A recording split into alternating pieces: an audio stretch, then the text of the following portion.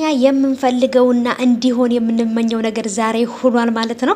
እሱም እንግዲህ ኪራና ጽናት ለመነጋገር ለመቀራረብ ሞክረዋል። ከዚህ በኋላም ደግሞ እንግዲህ የደመቀና የፈካ የፍቅር ጊዜያቸውን አብረን ምናይ ይሆናል። ዛሬ እውነት በጣም ተመችቶኛል። የዛሬው ከተመቻችሁ ይሄንን ቪዲዮ ላይክ በማድረግ ብቻ አሳውቁኝ ማለት ነው። ኦ ማይ ጋድ በጣም ነበር ደስ ያለኝ። እዚህ ጋር ቁጭ ብሎ ሲመካከሩ የነበረውም ነገር ደግሞ እሷ ታፈቅረዋለች አታፈቅረውም የሚለውን ነገር ለማወቅ ነበረ። አበደች የሴት ድምጽ ስትሰማ ማለት ነው። ውሄኛ ሴቶች ውይ ቅናትና ሴት። ሰላም ሰላም፣ ውድ የተከበራችሁ የቻናሌ ተከታታዮች እንዴት ናችሁ? ከኔ ጋር ሁሉ ሰላም ነው። ሰላማችሁ ይብዛልኝ ባላችሁበት ውድ ቤተሰቦቼ። ለቻናሌ አዲስ ከሆናችሁ ሰብስክራይብ እያደረጋችሁ ቤተሰቡ ነው። ነባሮች እንኳን በሰላም መጣችሁ ብያለሁ። የጽናትና የኬሩ ወዳጆች፣ የጽናት ድራማ አድናቂዎች ይሄን ቪዲዮ ላይክ በማድረግ አሳውቁኝ ማለት ነው። የዛሬው አሜዚንግ ነው። አይ ላቭ ዩ ቱ ብያለሁ ማለት ነው። በቃ የጽናት ድራማ ዛሬ የሚገርም ነበር ማለት ነው። እኔ በጣም ተመችቶኛል። እናንተም እንደተመቻችሁ አልጠራጠርም። ምክንያቱም እንዲሆን ስንፈልገው የነበረው ነገር ሆኗል። ናሆምና ምሩ እንደነበር ፍቅራቸው እንዳማረበት ነው።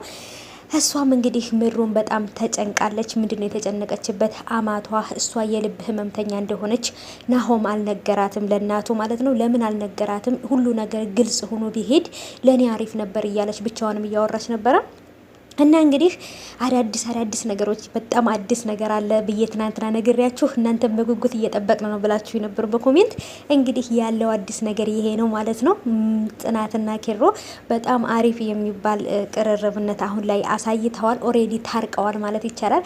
ከዚህ በኋላ ግን የኔ ውድ የኔ ማር የኔ እስትንፋስ መባባል ነው እንግዲህ የሚቀራቸው።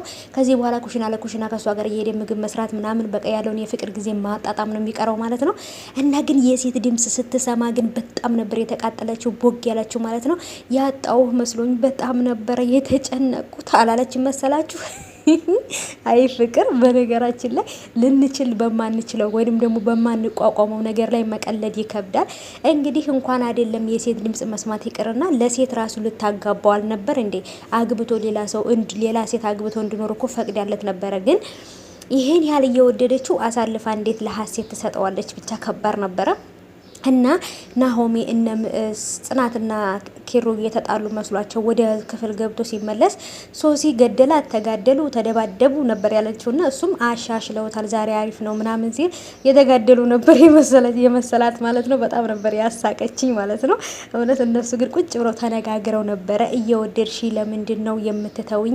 ለምንድን ነው እንደዚህ የምታደርጊኝ ብሏታል። እውነት እሷ ጋር ከተጣላ ጀምሮ ኪራ በጣም ነው ሰውነቱ የከሳው። ራሱን ጎድቷል፣ ራሱን ትቷል ማለት ነውና በጣም የማይሆን ስሜት ውስጥ ነበር የነበረው። አሁን ላይ ግን ታክመዋለሽ ብዬ አስባለሁ። ፍቅር እኮ በጣም ከባድ ነው ቤተሰብ አይደል እንዴ? እኛን እኮ ድብን ያለ ፍቅር ስላልያዘን የፍቅርን ነገር አናውቀውም ማለት ነው እውነት ለመናገርና ፍቅር ግን ለካ እንደዚህ ጥብን ምን ያደርጋል? እንደዚህ ክስት ጥውልግ ያደርጋል ፍቅር። እንዴ ፍቅር እኮ ምግብ አይደለም። እኔ እንጃ ብቻ በጣም ከባድ ነው። እና ጓደኞቹም በጣም ምርጥ ጓደኞች ስለነበሩ በዙሪያቸው ሆነው እነሱም መልሰው አስማምተዋቸዋል። ከዚህ በኋላ ግን ከተጣሉ ችግሩ የራሳቸው ነው ብዬ ነው የማስበው። ሊስማሙና ሊግባቡ ሊተሳሰቡ ይገባል እላለሁ። የዛሬውን እንዴት አያችሁት ውድ ቤተሰቦቼ? ከወደዳችሁት በላይ ካሳውቁኝ። ሰብስክራይብም አድርጉ፣ ይሄን ቻናል ላይክ አድርጉ፣ ኮሜንት ላይ ሀሳብ